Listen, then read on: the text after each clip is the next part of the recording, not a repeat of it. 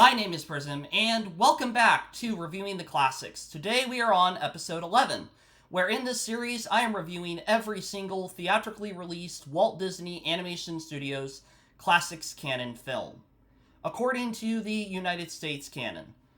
Basically, I'm going through all of the Walt Disney Animation Studios features, and today we are on the 16th feature of the company. Today we're going to be reviewing a film about good versus evil, a tale with magic, with princesses, with kingdoms. We're going to be reviewing Sleeping Beauty. I know you, I walked with you once upon a dream. Sleeping Beauty is the third and final princess film that would be developed by Walt Disney Animation Studios during Walt's life.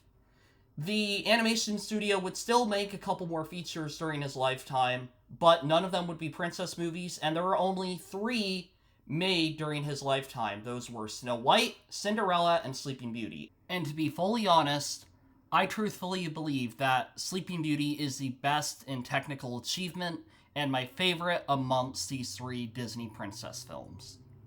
Now, as for why I think Sleeping Beauty is the best out of these 3 princess films on a technical level is just, well, simply look at the artistry with this film. Look at any shot in this movie, and you can clearly tell that there was effort put in.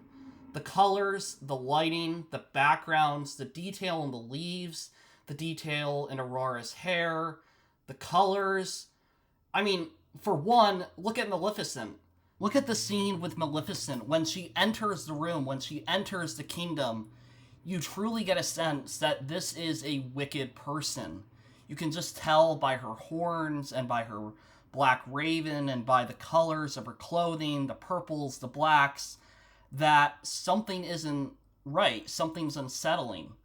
And then when she fully goes into her, curse and curses Princess Aurora and her exit, it's just gorgeous to look at. I mean, the shot where she's exiting and turning back into like the green cloud or whatever, that's a beautiful shot. That's a wallpaper kind of image. Like, sure, you don't want to support the villain, but you have to admit that the villain looks really cool. And that's not just the only time. Like, there's tons of moments in the film where there's just such care put into every frame. And not even just in the villain, but the Once Upon a Dream sequence in the forest. It's gorgeous. The dance at the end of the film when they're playing Once Upon a Dream. It's gorgeous. There's so much artistry put into this film. And I truly think it is a crowning achievement. And the achievement that Disney Animation had been building to. If you go back to where Disney had fallen from Bambi to Cinderella, you notice that they really lost the passion for art and instead just were making art for art's sake. But if you go back to Cinderella all the way to this, they're really building up to telling a grand story. And while we'll discuss if I think the story is fully appropriate for the grandeur of its artistic merits, I truly do enjoy this film and think that visually it is a masterpiece. Alright, so to give a basic plot summary. In a faraway land, long ago, lived a king and his fair queen. Many years had they longed for a child, and finally their wish was granted. A daughter was born, and they called her Aurora. Sweet Aurora.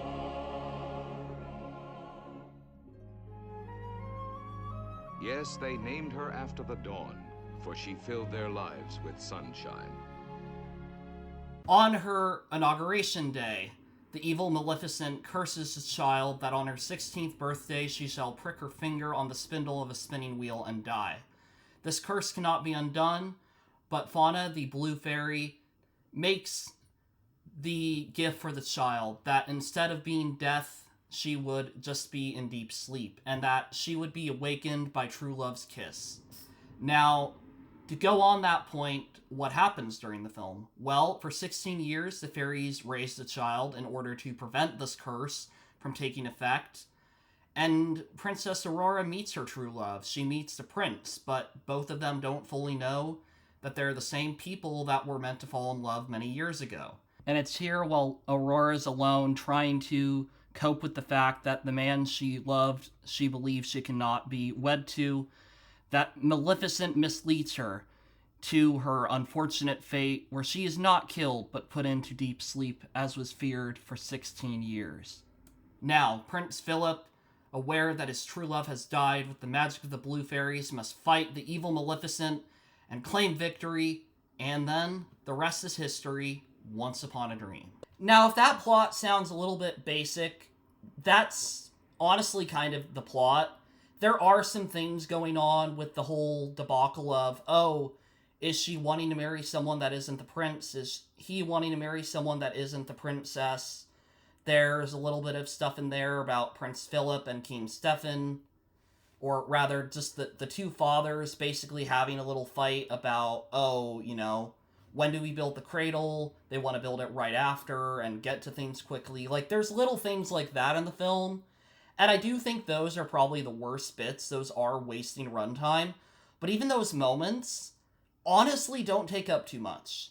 Sleeping Beauty's a really simple Disney film, and I think that's probably one of its faults, that while it is a more epic story, it really doesn't develop its characters or the world that it lives in. We're just kind of given these characters that don't really change over the course of the film. I think one of those being Princess Aurora, because we start the film with her getting the gift of beauty and the gift of song, and that's kind of it. She's going to die if she pricks her finger on a spinning wheel at 16, but apart from that, nothing else changes, right? We go from her being taken by the fairies to her being 16, and there's no lessons taught. There's nothing saying, like, you should be kind, you should be courageous. It's just kind of like she's a blank slate of a character, where she just really doesn't have any development. She's just really a character that I think should have had more development. And frankly, while I like Sleeping Beauty the most out of the three princess films during Walt Disney's lifetime, I would say it's the best in technical achievement. I would argue that it's the worst in character. Snow White, sure, the whole film may basically take place in a cottage and a forest, but you know a lot more about Snow White. She's a character that cares about being kind. She's not willing to sleep in the dwarves' bed without making their house for them, without cleaning for them. Everything she does is, yes, she wants to stay there, but she's ultimately wanting to be kind and be a good, guest. And Cinderella as well, like, she is being abused by her step-siblings, but the whole time she's still putting a smile on, she's still not being cruel or wicked, she's still being kind, doing everything. Even when, if she started to go against them, you'd completely understand it. And Sleeping Beauty, like, you could cut from the beginning of the film to, like, I guess when she's wakes up, because really nothing happens.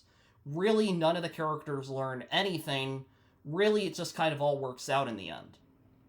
I mean, even Snow White had the dwarves, and people pointed out that Grumpy was kind of a misogynist in Snow White and the Seven Dwarfs, but that over the course of the film, he became a better character, and ultimately was one of the dwarves weeping when she died.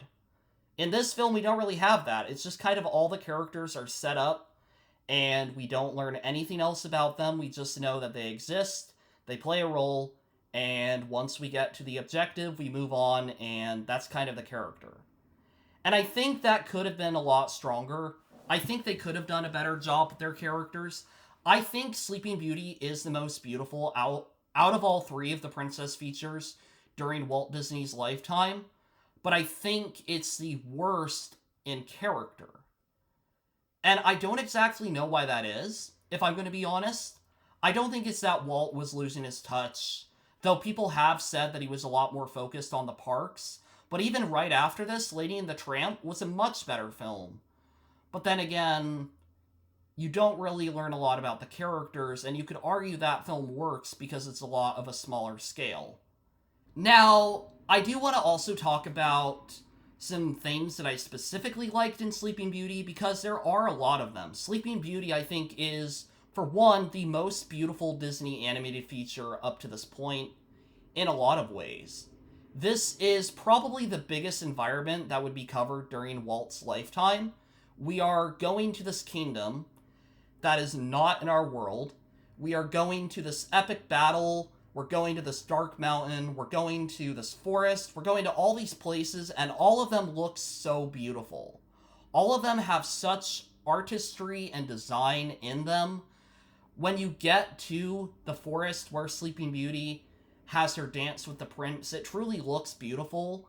Even the smaller things, like at the beginning of the film, when you have the, gifts giving, the fairies are giving their gifts to Sleeping Beauty, Aurora rather, it's a beautiful sequence because you go from like the real world to this kind of like trippy life sort of thing where you just have these colors and the music, and it really works. It really works at making this feel like something more grand and more important. Like I said, I really like the backgrounds in this film, the layout. They did a great job with this movie. And I'd also have to say that I do love the final battle scene. I think the final battle is honestly one of the best in Disney animation up to this point.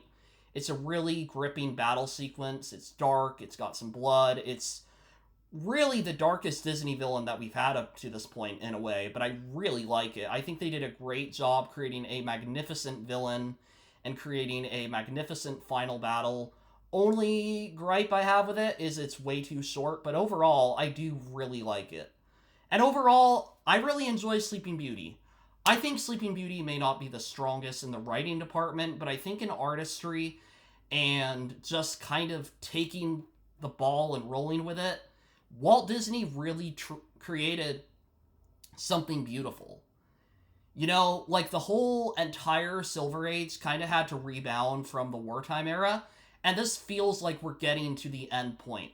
This is what Walt Disney wanted to make. We're going from just the basic world of Cinderella to an epic kingdom, sword and sorcery battle between Prince Philip and a witch, and all the stuff in between. And really, it falls back on the truest of things, true love, and a great fairy tale.